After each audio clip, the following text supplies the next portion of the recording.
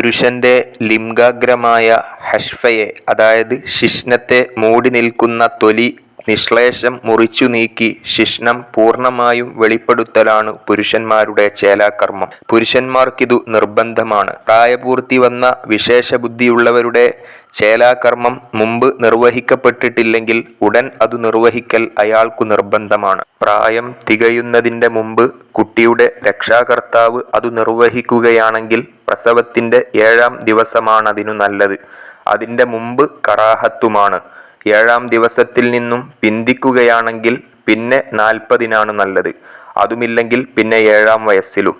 7-ാം വയസ്സിലാണല്ലോ കുട്ടി നിസ്കാരം തുടങ്ങുന്ന പ്രായം. പൂർണ്ണമായും നജസിൽ നിന്ന് ശുദ്ധമാക്കിക്കൊണ്ട് നിസ്കാരം തുടങ്ങണമെങ്കിൽ ഖിത്താൻ ചെയ്യൽ അത്യാവശ്യവുമാണ്. അല്ലാഹു നമുക്കേവർക്കും നാഫിആയ വിജ്ഞാനം പ്രദാനം ചെയ്ത് അനുഗ്രഹിക്കുമാറാകട്ടെ.